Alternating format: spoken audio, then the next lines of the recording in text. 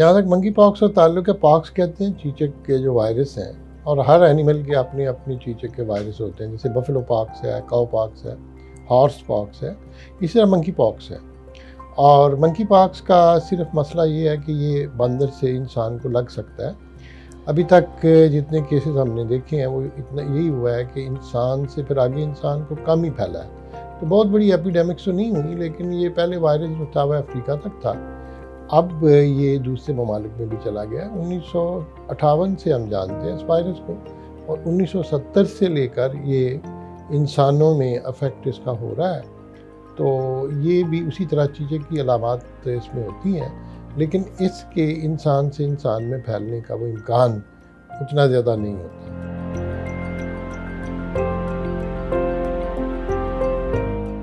लेकिन ये ओरिजिन तो ज़ाहिर और वो जो सेंट्रल अफ्रीकन कंट्रीज़ हैं मरकज़ी, वहाँ पे ये बंदरों में पाया जाता था।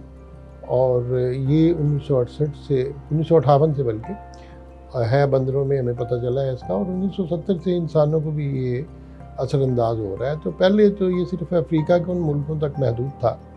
अब जो नए केस आए हैं तो उसमें ये अफ्रीका से बाहर भी केस दिखे हैं। लेकिन एक चीज़ बड़ी मैं सिंपली आपको बताऊं कि इतने ज़्यादा केसेस हुए नहीं। कल तक टोटल 92 केसेस थे जिन पे कंफर्म हुआ है, और तकरीबन 28 केसेस आते थे जहाँ पे शक है। तो अगर पूरी दुनिया में देखें तो अभी 120 केसेस हुए हैं। और ऑस्ट्रेलिया जैसे बड़े आज़म में भी 5-6 केसेस, बरतानिया में 20-25 हैं। तो अब ये है, सिर्फ इतना हुआ है कि अफ्रीका से बाहर अब केस हमें नजर आए हैं।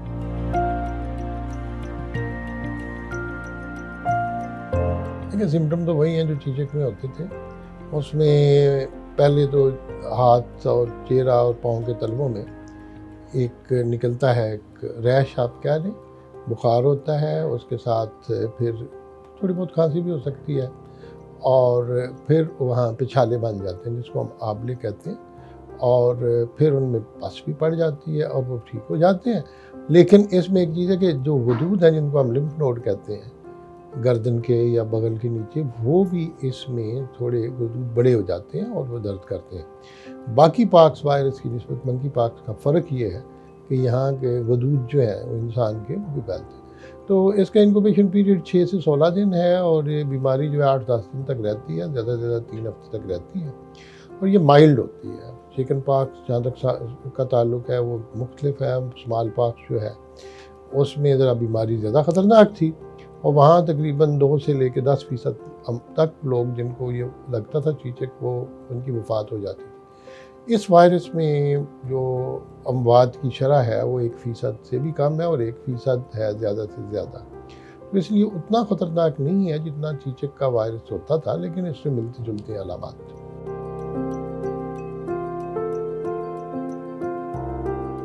लेकिन स्प्रेड तो मैंने जैसे कहा है कि अगर किसी को वायरस लगा हो तो उसके जिस्म के साथ अगर किसी के टच हो जाए, हाथ पे है तो हाथ मिलाएंगे तो लगेगा। और इसमें एक चीज़ है कि उसी बीमार से आगे लगता है जिस बीमार में अलामात हों उस मर्ज़ की। अगर अलामात नहीं है तो वो नहीं लगेगा। और बाज़ औक़ात रेस्पिरेटरी जिसे आप कह सकते हैं कि जो होते हैं, खांसने वांसने से भी ये लग सकता है कुछ फासले पे लोगों को। तो लेकिन ये उतना तेज़ी से फैलता तो नहीं है। लेकिन इस वायरस का एक मसला ये है कि बड़ा सख्त किस्म का वायरस है। अगर कहीं पड़ा रहे तो साल भी रह सकता है, 6 महीने भी रह सकता है। तो इसलिए अगर कोई मरीज़ ऐसा होता है तो फिर हम उसके कपड़े वपड़े जो है ना उनको जला देते हैं, और जहाँ जहाँ मरीज़ का जो उसने लमस किया होता है, जैसे टच किया होता है, तो उसको अच्छी तरह साफ़ करते हैं। ये बड़ा इम्पॉर्टेंट है। इसमें इस वायरस को जो ख़त्म करना है वो ज़रूरी है मुख्तलिफ़ जगहों के ऊपर, वरना ये रह जाए तो फिर ये काफ़ी अर्सा तक रह सकता है।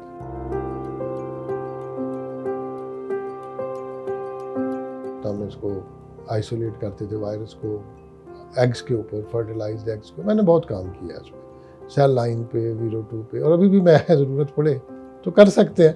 लैब बनाई जा सकती है और लोगों को ट्रेन भी किया जाए, वो इतना मुश्किल नहीं था। अब जो आया है वो ज़रा है ये PCR का, और IgM का भी टेस्ट है ब्लड में, लेकिन IgM का उतना नहीं है इफेक्टिव जितना PCR का है। तो फ़र्क ये था कि जब हम करते थे उसको कल्चर, तो वो ज़रा थोड़ा ख़तरनाक प्रोसीजर होता है, और जो लेबॉर्ट्री वर्कर्स होते हैं उनको अपनी जान को ख़तरा होता है। मुझे तो नहीं था क्योंकि मैं वैक्सीन लगी हुई थी स्मॉल पॉक्स की, और मैं उससे डील करता रहा हूँ। लेकिन अब आबादी ऐसी है यंग लोगों की जिनको वैक्सीन नहीं लगी हुई, और उनमें ये वायरस भी परेशानी का बायस होता है। इसलिए PCR ज़रा आसान तरीका भी है, और वो गैर अपना इतना वो आपको परेशान नहीं करता, महफूज भी तरीका है, और ये इसमें 3-4 घंटे में उसका रिज़ल्ट भी आ जाता है। तो PCR का टेस्ट जो है वो दुनिया में मुहैया किया गया, अवेलेबल है। इंशाल्लाह 2-4 दिन में हमारे पास भी किट आ जाएगी और हम उसको टेस्ट कर सकेंगे। टेस्ट करना और ये आइडेंटिफाई करना कोई मुश्किल काम नहीं है इस वायरस में।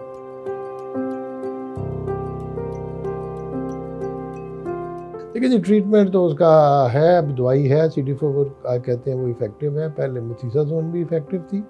तो बीमारी हो तो उसमें अगर हमारे पास ये एंटीवायरल्स हों हमारे पास अवेलेबल, तो होंगी अवेलेबल, इतनी मुश्किल नहीं है। दुनिया में लोग ट्रीट कर रहे हैं CD4 के साथ, तो इसके लिए दवाई अवेलेबल है। ये कोविड की तरह नहीं है जैसे वो आया था एकदम। इस पर हमारा बड़ा तजुर्बा है, कोई आधी सदी से ज़्यादा का तजुर्बा है, तो इंशाल्लाह हम लोगों को मायूस नहीं करेंगे।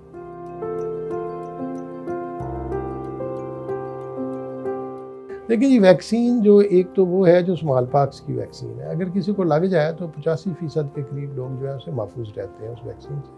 और दूसरी एक और वैक्सीन आई थी मंकी पॉक्स की 2019 में, 2-3 साल पहले, और वो वैक्सीन जो है वो काफ़ी इफ़ेक्टिव है और लाइसेंस भी है। और वो वैक्सीन जो है सबको तो नहीं लगाएंगे, हम 3 तबकात को लगाएंगे। एक तो हेल्थ केयर वर्कर जो ट्रीट करते हैं मरीज़ों को, एयरपोर्ट पे जो डील करते हैं लोगों को, इमिग्रेशन पे, उनको भी लगाई जा सकती है। फिर उनको जो मरीज़ों के इर्द गिर्द लोग हैं, जैसे उनके घर के लोग हैं, या स्कूल में बच्चा पढ़ता है या कहीं काम करता है, तो रिंग ऑफ वैक्सीनेटेड पीपल जो हम क्रिएट करते हैं ना, उसमें लगाएंगे। और उससे जैसे मैंने अभी अर्ज़ किया है कि लेबॉरेटरी वर्कर जो इस वायरस को डील करें, वो उनको वैक्सीन लगाना बड़ा ज़रूरी है। तो 3-4 तबकात को, पूरी जनरल पॉपुलेशन को वैक्सीन लगाने की ज़रूरत नहीं। वैक्सीन के साइड इफ़ेक्ट भी होते हैं और वो हम फिर रिस्क नहीं लेते सबको लगाने का।